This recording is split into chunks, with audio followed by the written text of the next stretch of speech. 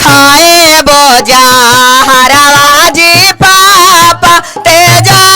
बोजी पारानामा खाए बोजा हरवाजी पापा तेजा बोजी पारानामा खाए बोजा हरवाजी भैया तेजा बोजी पारानामा खाए बोजा हरवाजी भैया तेजा बोजी पारानामा रोजा रोजा बोला ले गे बेटी मीठी मीठी गे बोलिया रोजा रोजा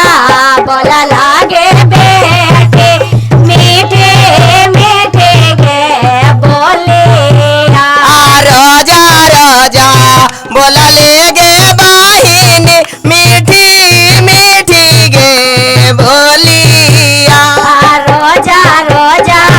बोला लागे बहिनी मीठे मीठे गे बोलिया आजो काहे बोला लागे बेटी जहार ऐसन गे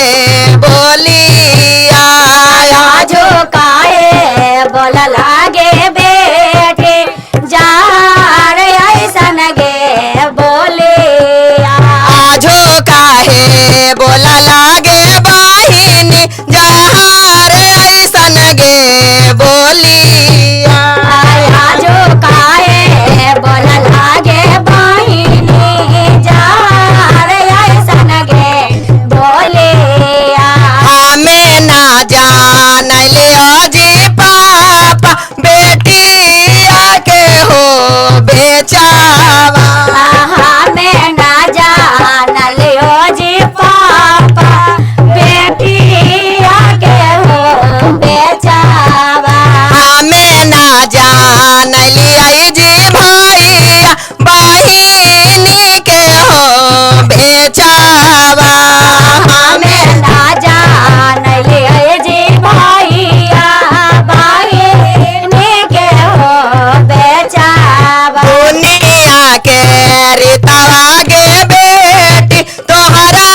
संगे होनी भैली ओ दुनिया के रीतवा गे बेटी तोरे संगे निभैली दुनिया के रीतवा गे